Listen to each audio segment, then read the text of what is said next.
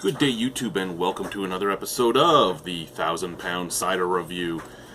I know, doesn't seem right when there's no other person with me. So this is a cider that is from the Ontario Craft Cider Association. This is actually a cidery that I've had two ciders from, both of which I've hated. But we'll try a third one because it's out, and it's from here in this area. This is from... Sorry, I'm about to burp. This is from Puddiecombe Cider Company in Niagara-on-the-Lake. This is Sir Issacs Premium Peach Cider. So there is some Sir Isaac Brock there.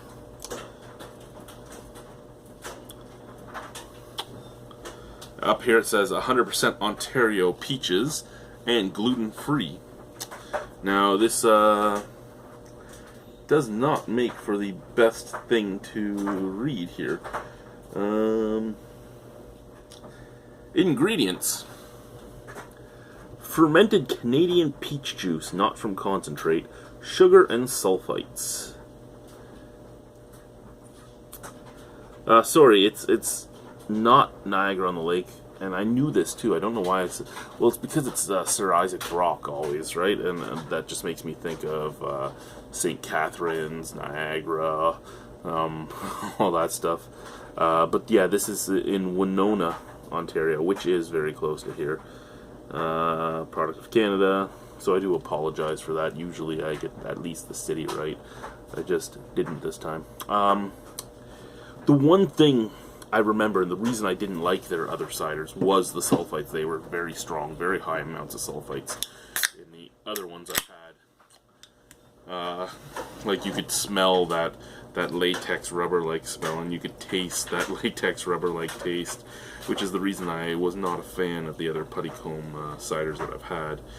I'm hoping in this one at least it's laid back. That's the one thing I can say that I enjoy about Brickworks, even though Brickworks is now owned by Mill Street, which is owned by Labatt, which is owned by Anheuser-Busch. Brickworks does not put sulfites in their ciders, and that just makes them taste so much crisper, so much nicer. That's why I like Brickworks cider so much. And I mean, sulfites are always put in the big guys' ciders to keep them.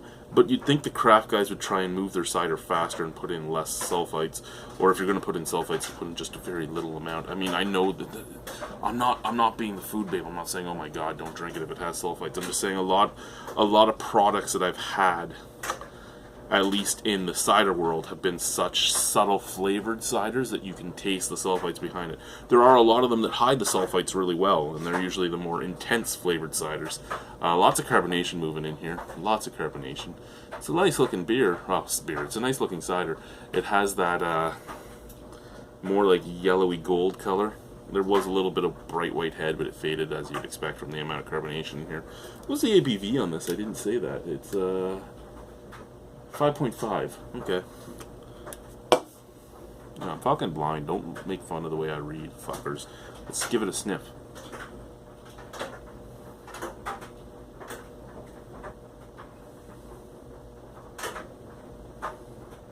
See, this is where I wish I had a second guy with me again, because I don't want to make it sound like I'm just making fun of Puddiecombe to make fun of Puddiecombe, but it smells better out of the can, but not by much.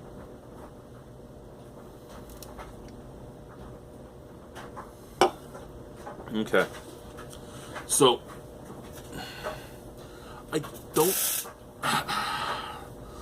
I know that there's a lot of ciders I love, and I know there's a lot of ciders I don't care for. And I've drank a lot of cider, but I'm not the biggest cider head. I know more about the process in beer and the process in some spirits. Ciders, I just know whether I like or not. I know what ingredients I like in my ciders and what ingredients I don't like in my ciders, and I can homebrew a pretty nice damn cider. So I don't understand if cider is like when coolers first came out, and there can be really, really horrible examples of it.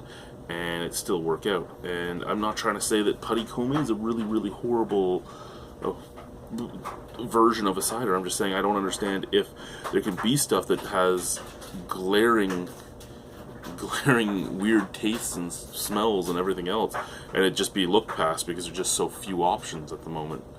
I don't know if that's the thing, but yeah, that.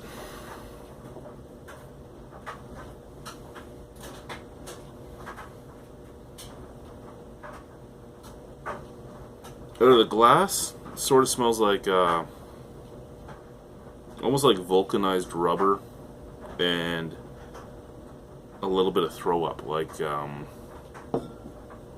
weird burp throw ups where you burp and just stomach acid and stuff comes up.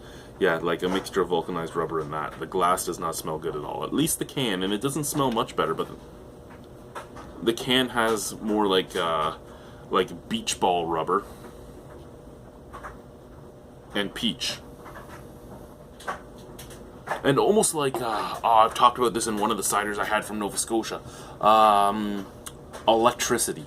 So like beach ball rubber, or beach ball plastic, peaches, and electricity. And what I mean by electricity is, say, take an electric drill and run the drill. Just hold your finger on the drill and give a sniff to the exhaust. The smell that comes out of the rotating magnets. That's in this.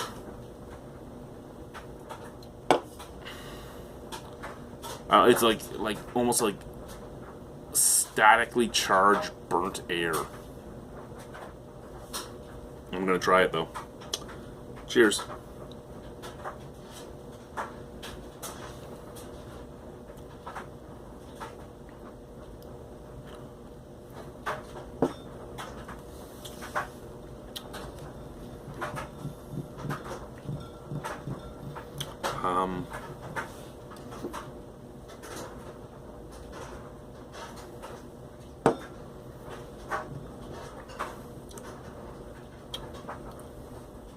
Okay.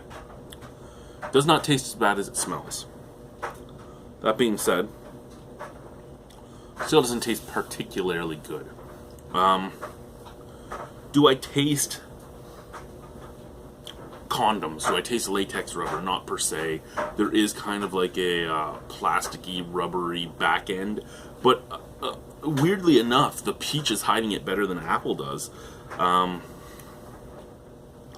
There still is, like I said, rubbery, plasticky flavoring in there, but it's hidden a lot better than I expected it to be.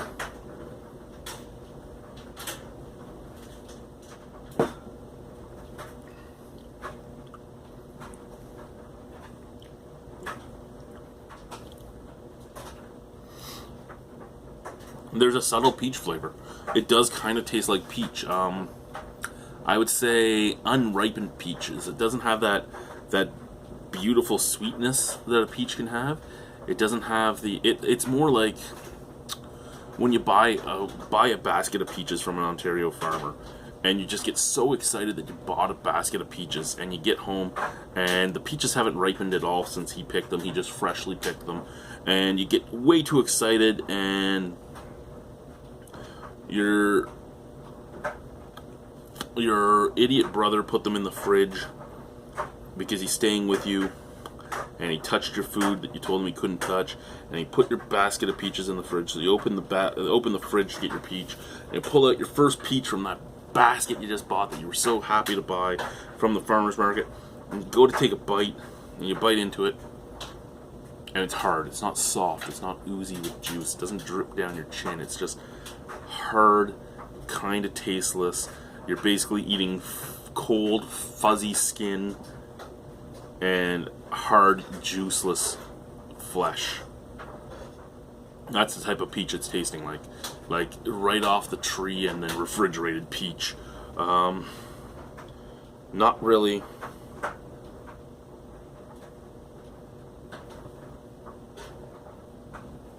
This one hair is driving me nutty. But I mean, it tastes like peach. I can't say it doesn't. I can't say it's like a lot of other ciders that say, "Hey, we are a perry, but we have no pear taste." This actually has the flavor it says it's going to have. It does have it in there. It's just so laid back that I just don't really care. I got excited too. I saw a peach cider, and I'm like, fucking love peaches. I fucking love peach juice. I love everything about peaches. Let's go and get this. Yeah. And then I got this. And I mean, it's not like their apple cider. It's not like their pear cider. I'm not actually fully turned off by it. I just don't care for it. So I get that non-ripe cold peach flavor. I get a tiny touch of sourness, which would also come from the unripe cold peach normally, and then this rubbery plastic finish coming from the sulfites. Yeah, all in all, I don't care for this. It's not bad per se. I just don't care for it. I mean, I'm sure there's lots of people that are going to love it, and I'm sure there's going to be a lot of people that hate on me for not liking it, and that's okay. You can. I mean, I agree that we all have different likes and dislikes in drinking food. If we didn't, we'd all be drinking Bud Light and all be eating McDonald's all the time. Out of 10. It's not as bad as the other two, so I have to give it at least a 4.75. You know what? I could drink it if I had to. I don't want to. I don't think it's the bottom end of ciders from some of the things I've had. Like I said, I think this is one of the drink categories, adult beverage categories, that has a very big discrepancy from bottom tier to top tier, but not much of a discrepancy on whether or not they'll be accepted by the drinker. Maybe I'm just biased because I have beer where I can have over 3,000 choices so far and be like, you know what, I don't want to drink that, I don't want to drink that, I don't want to drink that, I don't want to drink that. These are all great though, so it doesn't matter.